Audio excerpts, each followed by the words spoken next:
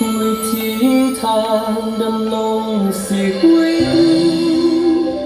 ที่ติดพันกับธรรมชาติโดยภูมิปัญญา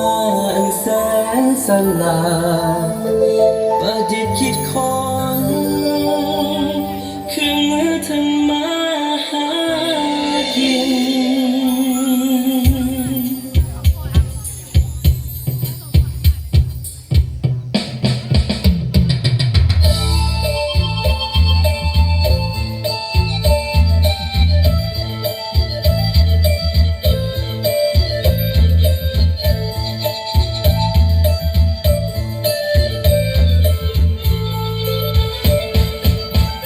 จากไกลไปอันใหญ่หลว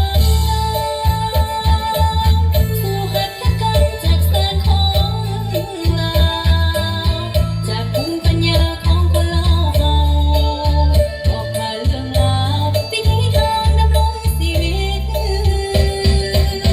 ประดิษฐ์คิดค้นและพัฒนา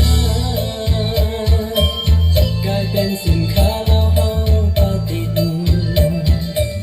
สอดสานลวดลายส่งเสริมความคิดหัตถกรรมงานประดิษฐ์ที่ติดพันกับยุคสมัย ภู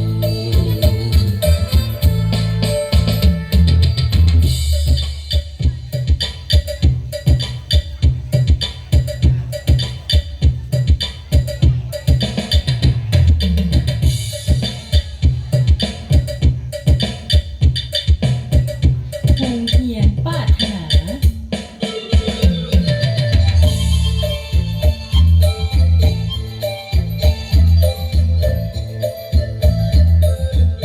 สารติดเข้ากระบวนกระทาของใช้ปราสานโลกสารใช้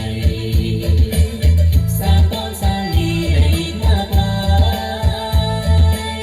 ส่งออกไปขายเพิ่มมูลค่าจากลำไม่ไทยของให้ภายใน